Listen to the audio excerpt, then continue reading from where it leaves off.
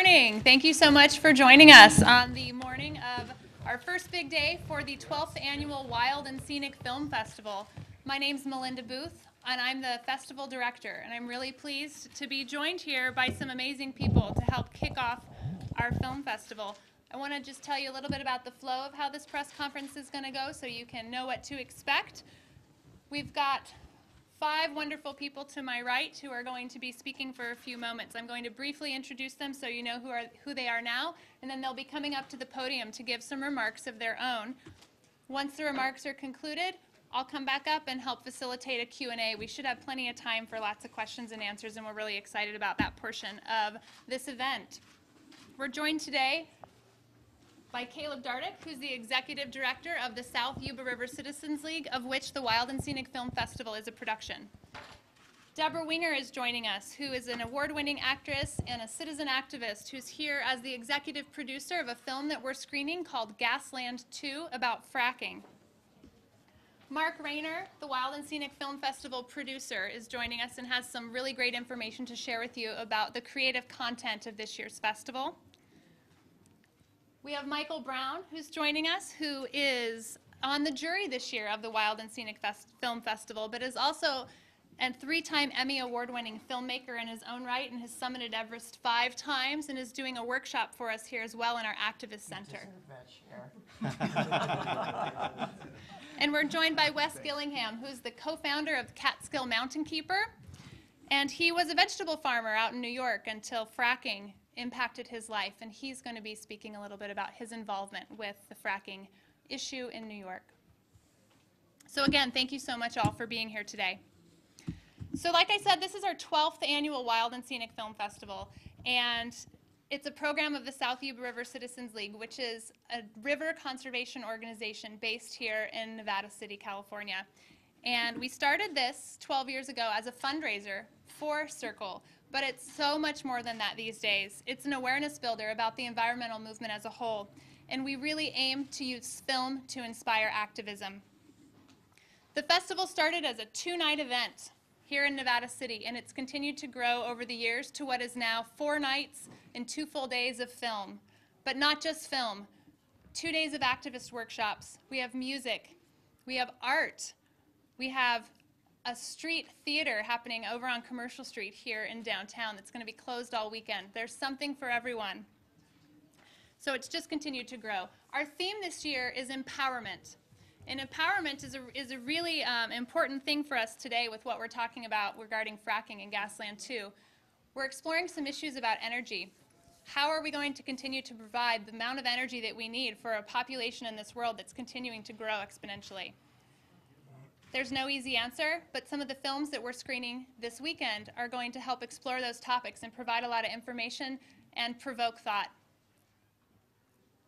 The other part of empowerment as a theme is the human spirit of positivity. So we really want people to leave feeling hopeful.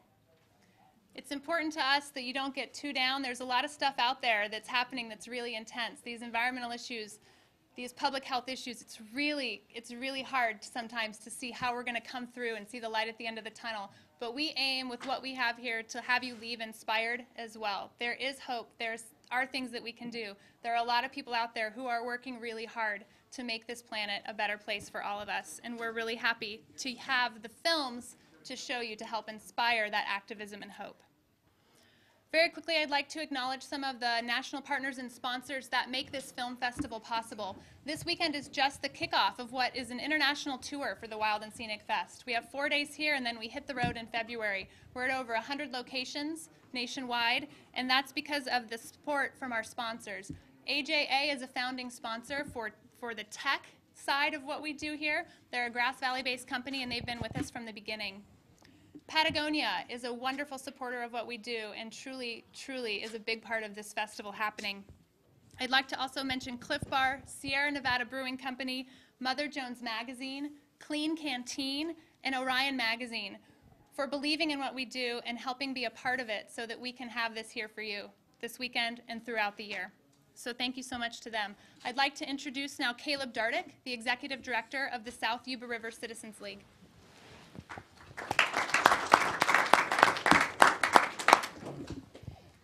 Thank you, Melinda, and thank you all for coming. I'd just like to take a moment to acknowledge Melinda Booth. She is a fantastic organizer. She has both the vision, the environmental vision, to put this festival together, but also to, direct the staff in every detail and engage over 800 volunteers. This is truly a community event, and it takes leadership, and you've done that. Thank you. I want to thank everybody here for coming. This is our 12th annual Wild and Scenic Film Festival, and we're so pleased that you're all here, and thank you so much, Deborah and Wes, for coming. It's really wonderful to have you join us. And I also want to acknowledge Mark. Mark Reiner is new to SYRCL. This is his first year, and you wouldn't know it. He's watched over 400 films, and he's picked 125 great films that will truly leave you inspired and ready to take action in an area where you think you can make a difference. As Melinda said, the theme of this year's festival is empowerment. And part of that message is about energy and how we power our lives on this planet. But it's also, and I think for me most important, how we energize ourselves. This work of trying to protect the places we love can be very hard. And so to be energized, to be inspired, to be engaged, that's what happens here. We all need a boost. This is a big boost for 5,000 of us coming together over 3 days to feel like we can do something in our own communities and make a difference. And we need that. We need that locally. We need that globally. People need to feel like they can make a difference, and that is an overwhelming, overriding message of ours. I was really struck, Deborah, by the interview that you gave to the Sacramento Bee, in which you pushed back on the activist term, but instead said, look, I think of myself as a citizen, and that's truly resonated with me. We are citizens, and I think that obviously resonated with the founders of SYRCL. Over 30 years ago, the organization SYRCL, which is not SYRCL, it's the South Yuba River Citizens League. Citizens League. All of us coming together to make a difference to protect right here locally the Yuba River watershed. I'm sorry? And, what does that take for citizens? It takes a few outraged citizens who 30 years ago heard that some Southern California power companies were going to dam our Yuba. How many places have that's just happened? We've lost our rivers. They've become big, dirty moats. These folks got together in living room floors. Some of our board members, our founding board members who've been in this struggle for 30 years, it took 16 years. That's hard work, time-consuming, demanding work. But the community came together, we built an organization, and we stopped that proposal, and we continued to protect and defend the Yuba River, to restore wild salmon, to take care of habitat, to protect the place we love, and we hope that we can provide a model for other communities. Sometimes you hear people go, we think there's nothing we can do. And all it takes is a few community members coming together, and it just starts to grow. Everything starts on that one person getting outraged enough to take action. And that's what we're here to do, and that's what citizens are called upon to do. And I want to thank all of you. I want to point out that no SYRCL Film Festival would be complete without a local action.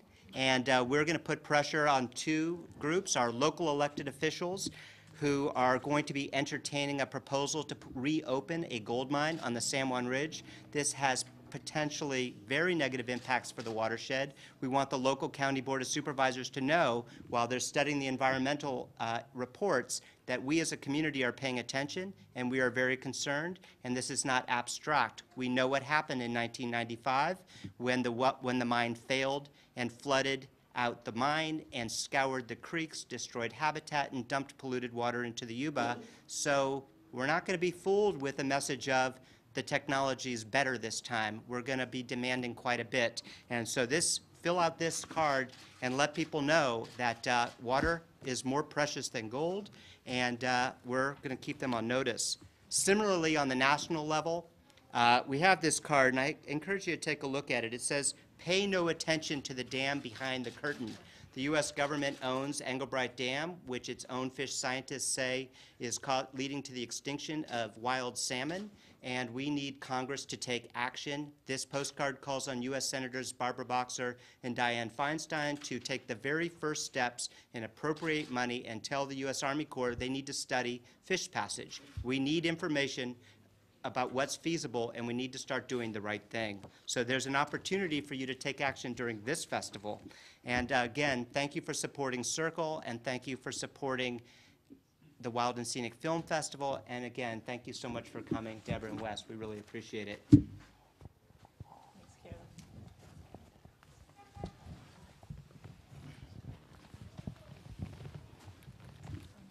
Hi, everyone. Thank you for coming. I'm Mark Reiner, the producer of the festival.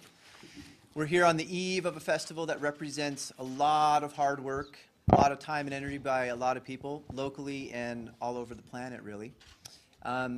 As Caleb mentioned, we received over 400 film submissions this year, and that's a lot. A lot of good films to watch. We have a film selection committee that reviews all the films, and out of those, we selected 125 to be featured at the festival over 3 days.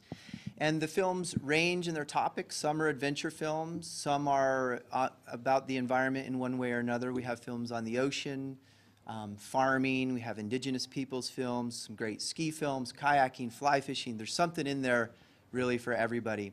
And the nice thing about the selection of films is even if you think you might not be into a fly fishing film, for example, you might go and be turned on to something that you like in a way that you didn't know. The films are often not just about one subject or another, but they have a message that goes beyond the person featured in the film themselves. So they're exciting in that way. We have 22 world premieres, and the nice thing about Wild and Scenic is a lot of filmmakers end up attending the festival.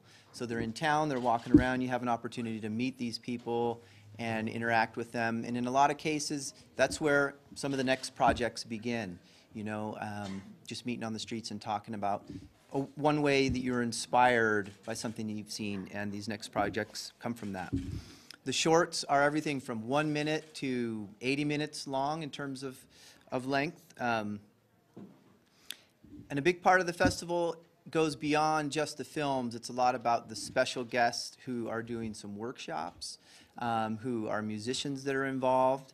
And we have several of those. Some of you may know Tim DeChristopher, who has been a favorite of Wild and Scenic. You might know him from his work with the film Bitter 70. He's back here and is going to be doing an activist workshop.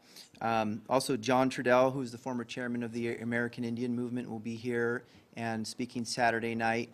We have a really long list of people that are here. You can see all that in the program. I won't elaborate on all of them. But I did want to introduce another really special guest that we have who's going to be doing a filmmaker workshop with us. And his name is Michael Brown, and he's here with us today. And Michael Brown, as mentioned before, he's an Emmy Award-winning filmmaker and very respected in the documentary filmmaking community. And he's here all the way from Boulder, Colorado, to be with us as a juror on the festival. And he's a longtime friend of the fest. He's had films in the festival and won awards. And he's going to do this special filmmaking workshop that hopefully he'll be able to tell you a little bit about. So, Michael Brown.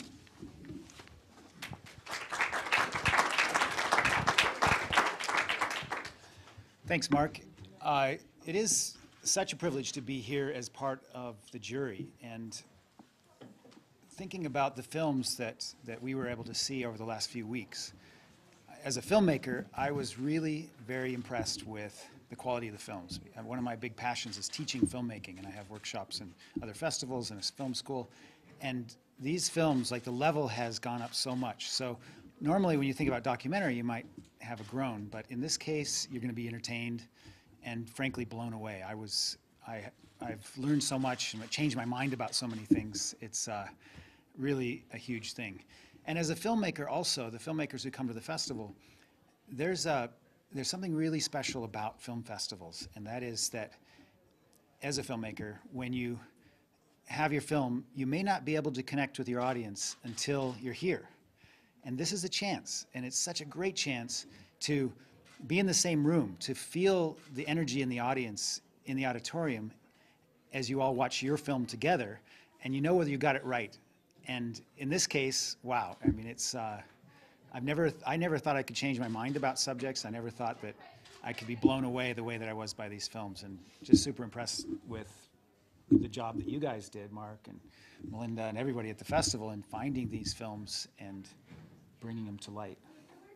And so, yeah, thank you very much.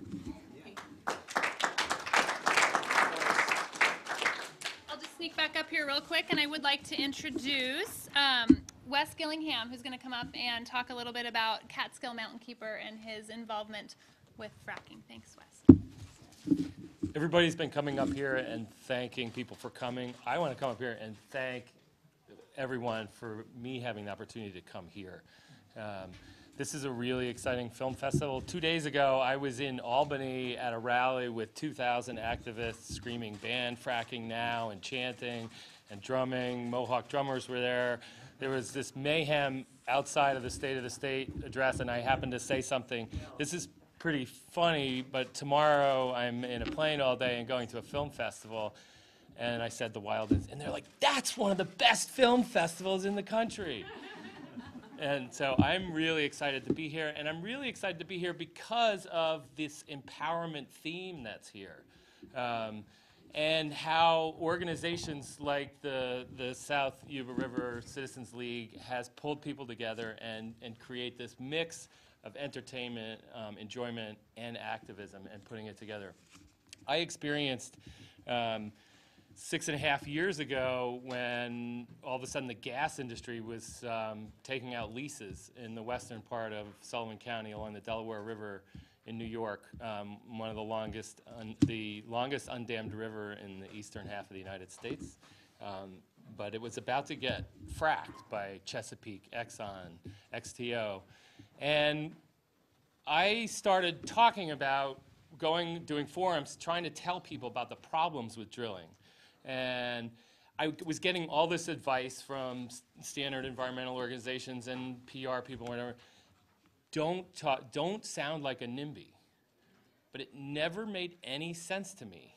And as you can see here in the community here and how they've protected this river, what makes more sense than protecting your own backyard?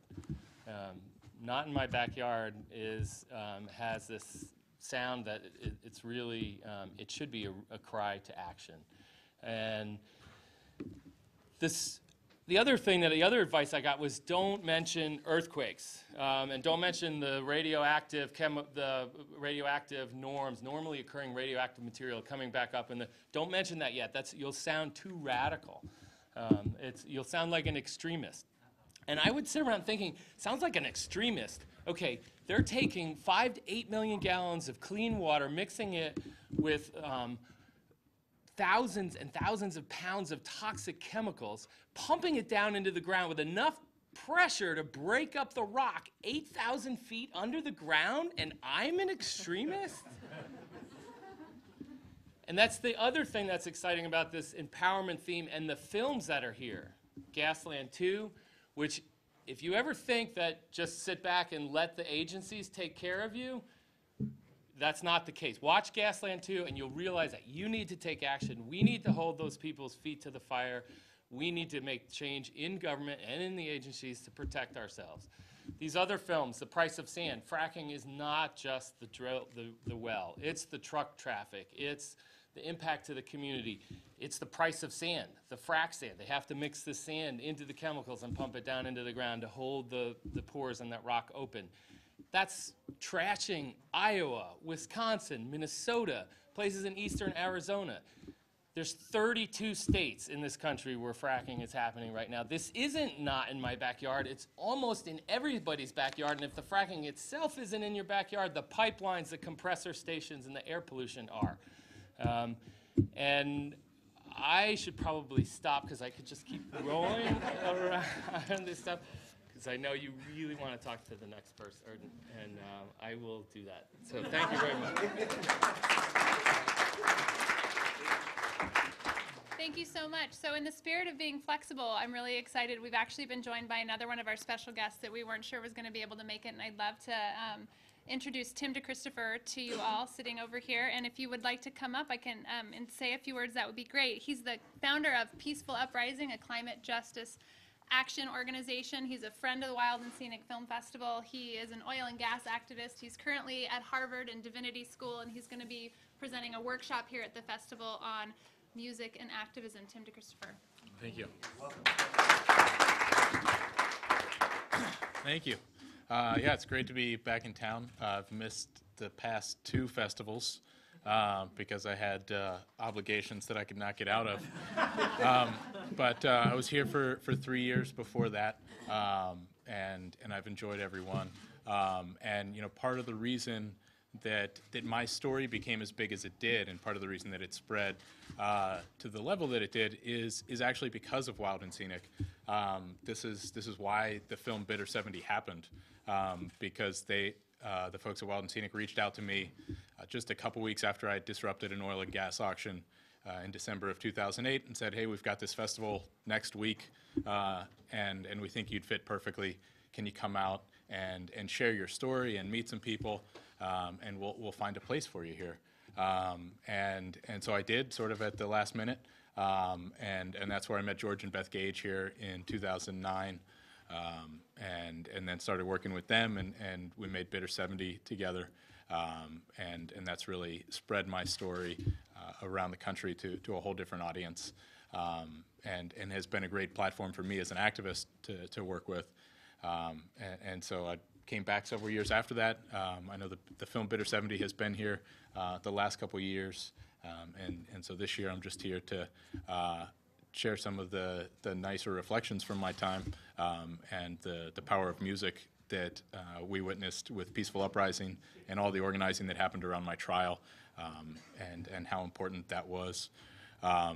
Which, you know, it's interesting seeing Wes. The last time I saw Wes was actually when we were planning a concert for an activist cause to draw attention to the plight of the Lakota and their attempt to try to get the Black Hills back in South Dakota. And we're organizing a concert out there this fall. So it's kind of a lot of things coming full circle right now. No pun intended. So it's great to be back here. Thank you.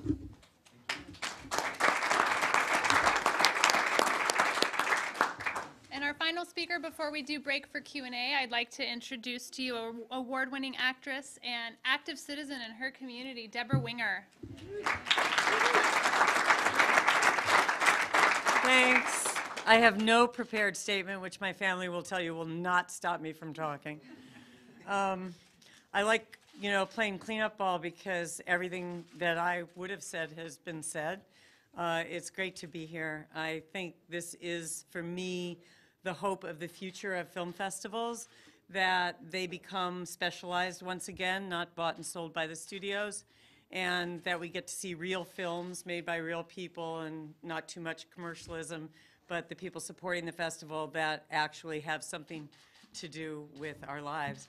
And on that front, you know, what I'm sorry about is that my schedule changed. So driving in, I got to see the scenic part, but I'll probably miss the wild part, evidently. And so I hope I get to come back and I don't misbehave too badly. I'm here with some of my best friends, Ramsey Adams and Wes Gillingham from Catskill Mountainkeeper out in New York, where we've been, as Wes gave you some history of, working on the anti-fracking front probably about going on 7 years for myself. And I guess I've learned so much from it. I grew up, I'm looking at this room, probably at the time about 50% of you, when I heard the words public health a lot. And I don't know exactly when they went out of parlance and when environmentalism came in, but I miss the words public health. It more exemplifies how I look at the causes that I get involved in. I don't consider myself an environmentalist. I usually look towards the public health aspect first. So that's how I started down the anti-fracking road, which I will say humbly, New York State is probably the example of the most successful grassroots organization against fracking in our nation and perhaps in the world to this day. And so I think we come here proudly representing that state who still has our borders. Unfortunately, as I was saying to Caleb, water doesn't understand borders. You know, men make borders. And so it really doesn't matter. It just matters so far as an example of a state and as legislation and what we can do. And I got sick of national politics. I felt helpless, so the theme of empowerment really appealed to me. I think that it is about being a citizen. I always hate the Debra Winger part, only because I really, it isn't really what I lead with. What I lead with is I raised 3 boys, and I live in the Catskill Mountains, and I live on top of the Marcellus Shale. And if that doesn't give me the right to speak alongside all these wonderful people, then I don't understand, the country anymore. So thanks for having me here, and I hope you get to see Gasland 2. It gives a run-up to the politics of how we got in this place, whereas Gasland 1 told you about fracking, I think fired a pretty big cannon. I will just add that I think Gasland was a great example of a film hitting at the moment. It's the sort of perfect storm for a documentary. It hits the world at the moment the world needs to hear that particular word. In this case, a great gift from the oil and gas industry, the word frack. Couldn't have come up with that myself. And it fired a cannon that really, really helped bring education and understanding as to this diabolic, not hydraulic, process. And so Gasland 2 sort of goes back and gives you how we got here politically, and I think it's a really responsible film and was the right thing for Josh to do at this point. It's not quite as hyperbolic in the sense that it will fire you up, but it will fire you up in the real way. Anyway, hope to see you all, talk to you individually. Thanks for having me.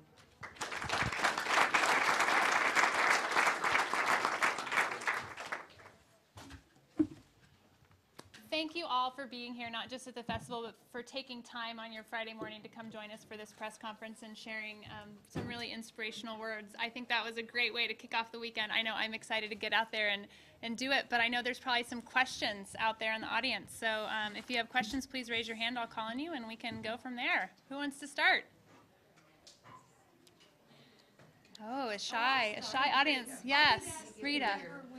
Thank you. Am I supposed to, I need to hold this, right? Please do pretend with the microphones. They're not Okay. creating extra sound in here, but they are working for our live stream and video. I would add, you said you raised 3 sons, and I sensed a great sense of pride. Oh, when, really? When you said that. Are your Horror. sons involved in public health, as you are? I'm sorry? Are your sons involved in what you call public health issues? Are they following in your footsteps? I think they understand that by virtue of living on the earth and in a community that they are, whether they want to be or not. I have one son who hasn't been here at Wild and Scenic, but had a film a couple of years ago. Actually, kind of wonderful story is he, in college, read an article about the oil boom in Stanley, North Dakota, and decided for his winter break that he would rent a car and drive out there and film what was happening there, and that was 5 years ago. So you can imagine, now he's making the sequel. It's called Crude Independence, and you can imagine what's happened in Stanley, North Dakota in 5 years. And his is not really an environmental view, although it can't help it be, but his interest was in the socioeconomic change in society when a boom happens. So yeah, I guess my kids, they were forbidden to go into film, all 3 of them, and they're all 3 in film. If you want to know how to, get your kid to do something, forbid it. Thank you. I also have a question. I'm Holly Grimaldi Flores from KNCO News Talk 830. Rita Stevens is our news director, by the way, so that you know who we are. I'm wondering, you say you don't like to lead with Debra Winger, but how important being Debra Winger is in getting your film and the attention that goes with it? As far as Gasland goes, it was not important. I mean, Josh, the film and the timing was the thing. I mean, maybe I made some phone calls that I believe would have gotten answered if he made them. I just happen to have their numbers. But I really want to say that I think the world is changing and is more open. I mean, look at the people that I'm sharing this, this sofa and these chairs with. I mean, we are becoming a more egalitarian. I do believe that as far as film goes on this level. And I think sometimes it's detrimental because it sends the wrong message out. And you can't take away your name if you made some money on it, but it's a really, I think it's really important to sort of figure out how to use it best. And, you know, I often go by many other names. But I worked with Josh. We collaborated on these films to a certain degree, and I want to believe I helped him. But they're his ideas, they're his babies. I was one of the midwives. And just one other question. I'm also from New York State, and New York State Congratulations. Thank you. I found out where it was warm. Yeah, I hope you had a better flight than I had. I've been here since 1985. Oh. I figured out how to get to flying was warm. great back then. Wonderful. There was a smoking section. It was crazy. My question is, of all the issues, why fracking? Well, as I said, I live on the Marcellus Shale, so fracking wasn't a choice for me. I had to deal with it. Land was being leased around me, and it just became like if they were going to build a Walmart at your corner, you would become active. So I'd love to say that I had the foresight to see because of the rest of the nation, but it has now awakened that part of me that makes me look at issues that aren't necessarily in my backyard, but that affect the nation, because I traveled a lot around the world for different organizations, and I don't know about you guys, but I find that no matter how political something starts out or how far the issue is, it always gets back to water. Water is the last domino in every issue, whether you're traveling for eyesight or any kind of health issues, whatever. So the fact that the waterways, if you look at a map of waterways in our country, you'll see that states, all these things that are in man's, domain, man-made domain, they don't really matter. Water is where water goes. And so we start there, and we're all joined, and we're all together. So I was awakened by this, but I do live on the Marcellus Shale, and I do intend to keep it from being fracked. Other questions?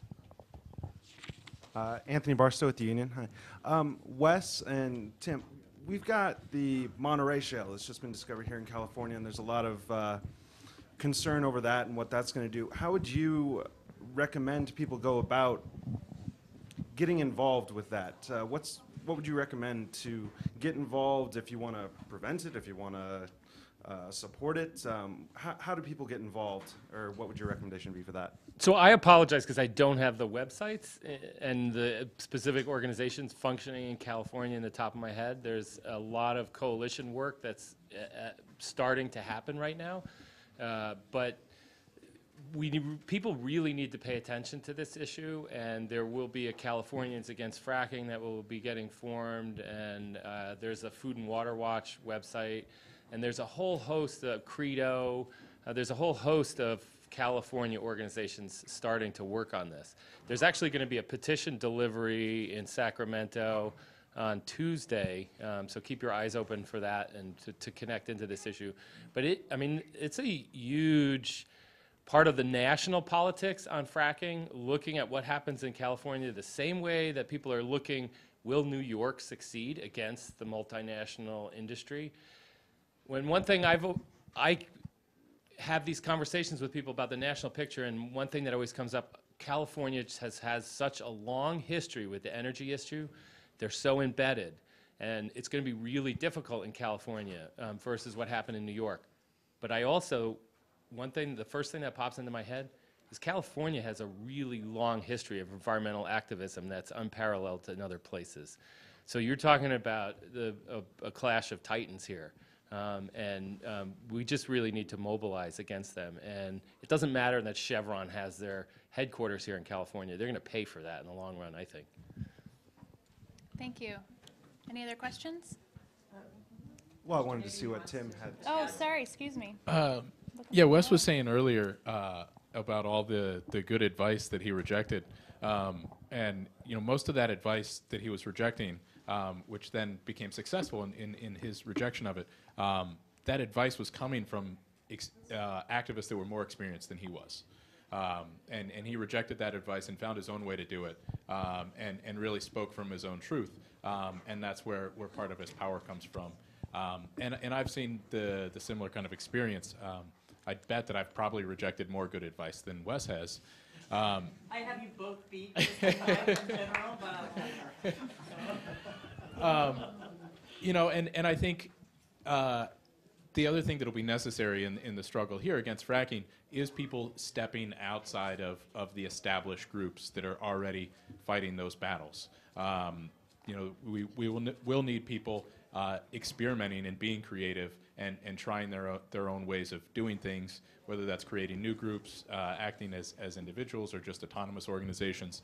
You know, we're going to need new tactics because the industry has learned from all of our old tactics. And you know, when we look at the big struggle that we have, you know, fighting fracking means overcoming that corporate power that's controlling our government. And nobody's ever overthrown corporate power before to the degree that we need to, just like nobody's ever solved a climate crisis before. So, you know, from experienced activists, you know, we can tell you what we've done and some of the lessons that we've learned. We can share some of the principles from social movement history that have been effective. But ultimately, we're going to need more people getting involved and trying their own way of doing things, experimenting, making mistakes, and just trying lots of new things. which really is the dictionary definition of grassroots. It doesn't mean that you unite and you're a united front. I mean, New York is a mess that way. You know, we argue more than we agree, but we succeed because of it. So I think that there was a time when we thought we all had to unite or we would fail. And it's been great to realize that that isn't the definition of grassroots, that, you know, the roots come up all over and differently, and they adapt to the specific area they are. You know, we don't have the Yuba River, but we understand it. So we want you to understand the Marcellus Shale. Thank you. Any other questions from the media? Hi, Michael Stone at KVMR. I'm interested, actually, Mark or Caleb probably, talking more about the SYRCL on the Road, the film festival on the road. What's the intention of that? How's that going to impact both this festival, but really the work that we're trying to get out there? It's a great question, but I actually would give it to you, Or Melissa? Thanks. So I have the privilege and the excitement to also be involved with the Wild and Scenic Film Festival on tour. And forgive me because I was a tiny bit distracted because I wasn't expecting the question to come my way. But you just want to hear more about the tour and how. Yeah, what's your intention? What's that going to mean for SYRCL, and how's that going to help us in our overall efforts with getting this not just activism, but getting people empowered and inspired to act? Thank you for repeating that question. So the tour is something that we really target to other environmental organizations across the nation. And the idea is that we're providing them what we call a festival in a box. So we have spent hours and hours, as Mark can attest to, screening the films and choosing programming that we feel is really salient to the times and engages an audience and gets them inspired. And so then we take that, we take our graphics, and we provide a way for organizations who maybe aren't as big but are doing really good work to put on like a world-class festival in their backyard that will engage their community so that their community can learn about issues generally, environmental issues as a whole, but also they can use it to focus and use it to promote their specific issues. So as Caleb said, SYRCL uses this film festival. He held up those postcards and he said, we have these actions, and not only is this a film festival about what's going on globally with the films, but we have these specific actions to our area that you're here and we want you to engage with. And so other organizations throughout the country can use that and say, here's some great films, here's a lot of stuff you need to know about, but we're doing this too so we can talk about issues in our own backyard and engage people in that activism, encourage donations. So it's a fundraiser for folks, it's an awareness builder, and it's a support builder for campaigns in their own backyard. So it's not restricted to being held by environmental organizations, but that tends to be the majority of the folks who are interested in the tour. But you know, there were some other groups, and in fact, if John were in here, he just got off the phone this morning. The Bill and Melinda Gates Foundation is going to be hosting a Wild and Scenic Film Festival on tour for their employees. So they're not opening it up to the public, but it's something that they've learned about. They see value in it, and they want the folks working for them to be able to see these films. So that is literally hot off the presses as of this morning. So that's pretty exciting. And So- the workshops will be going along with the film festival? Or? So the workshops sadly don't go along with the film festival. We provide, this year we have about 70 films that are going on tour. So not every single film goes on tour, but about 70 of the films go on tour. And then each organization can pick the films that they want to screen that are meaningful to the content and the messaging that they're trying to get their attendees engaged in. Thank you. Pascal, yes. Hi, Pascal from Ubernet. I'd like to hear from each of you, going back to what Tim said and to the empowerment, the activism. Ignite, kickstart, for each and every person that's coming to the festival, what would you like them to do most? What should, as an activist, sometimes we look around, there's a lot of stuff going on. So give us one task, each of you. What is the most important task in your opinion? Find your passion. Go to the film that you're drawn to, but don't just watch the film. Check out the activist table that's connected to that film, or stay for the Q&A and find your passion with that issue and take the work of that film beyond that. That's just about what I was going to say. I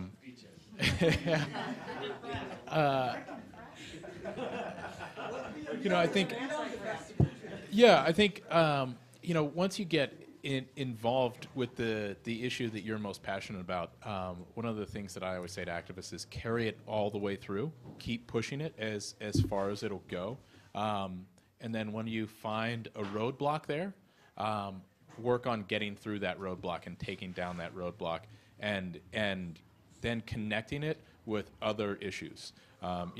One of the fastest growing movements in this country over the past 5 years has been the movement to end corporate personhood, and part of that is because so many people working on so many different issues, whether it's racial justice issues or poverty issues or anti-war issues or environmental issues, when they push them far enough, they get to this roadblock that limits their progress, and that's the corporate control of government.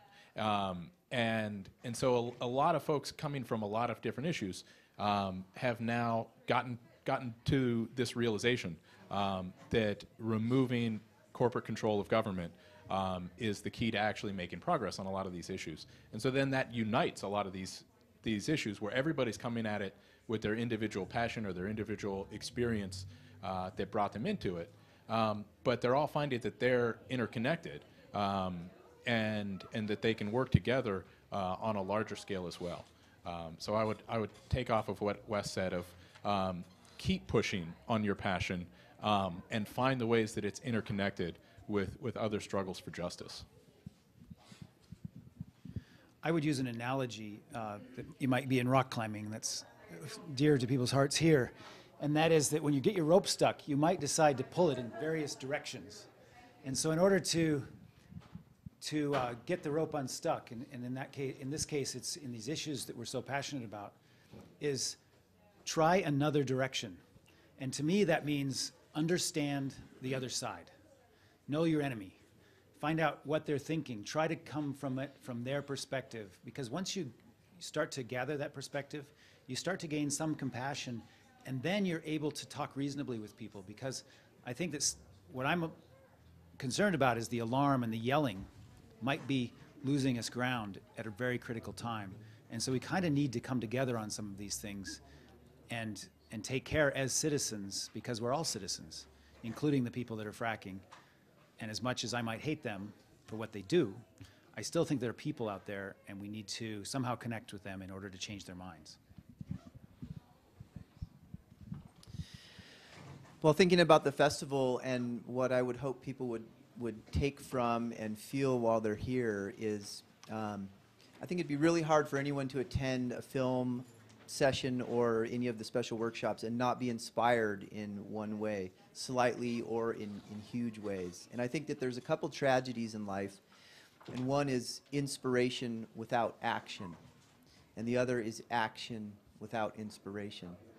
So hopefully people are going to see things that inspires them, and maybe by some social connections they make at the festival, they can put those inspirations into action. Or maybe someone is already doing something, but they don't have the heart yet. They're lacking something inside that will allow their mission to be really pushed to the next level. So then if their inspiration finds that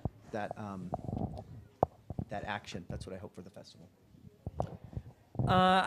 That's a great question. You got everybody to really come to the essence of, I just want to echo what Tim said, because it's something that sort of in a way is the political side of how water doesn't know borders, is without, Free Speech for People is an organization that's really just ratified their 16th state, I believe, to help undo Citizens United. I mean, we can't do anything if we're being run by the corporations. Corporations are not people. So I think that that's very close to my heart. But I would say, I guess I'm bringing the feminine answer to that question, which is anything that happens to you here or that you take in, any impression or inspiration, if you take it right home to however you're living, whether you have children or you're in a small community, you take that issue to the closest place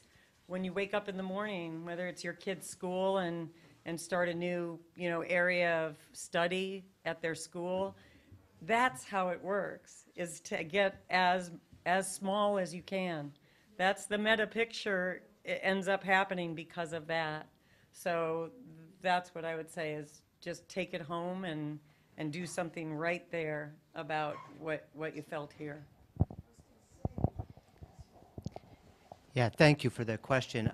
Maybe it's also feminine. It's very similar to what I was going to say, which is really be gentle. I think sometimes we look and we see people who have done great acts of civil disobedience and made terrific sacrifice and go, I can't do that, and therefore I can do nothing. And we see people who've done heroic feats and we go, I can't do that, and then we do nothing. And so many times what I say to people in our community is take the step that fits for you. There's no barrier to entry at SYRCL. If you don't have enough money, give us a couple bucks, become part of it. I don't have time to volunteer 1 day a year for the cleanup. And what I find over and over again is that people take that first gentle step for them, what they can do. And the reward of being successful leads to a slightly bigger step the next time. And when they see other people also taking gentle steps, there's a sense of a community and of safety. And I think we applaud, rightly so, those individuals who go out on their own. But for a lot of us, we need to do it together. And that's what's really special about this type of festival, is that we can be together and all take our own little steps. And then it's just fun, as someone involved with SYRCL, to hear from the individuals who come up and go, I'm gonna get rid of my gas guzzler, or I'm gonna not use plastic bags anymore. And over again, we hear people say, we come here to sort of decide what our next step is gonna be in our lifestyle. And that's a wonderful thing. So, be gentle with yourself, but do something. Thank you. I think we're going to end the first press conference of the 12th Annual Wild and Scenic Film Festival. I'd like to again thank all of our guests and speakers and all of the press for attending, and I hope you have a very wild and scenic rest of your weekend.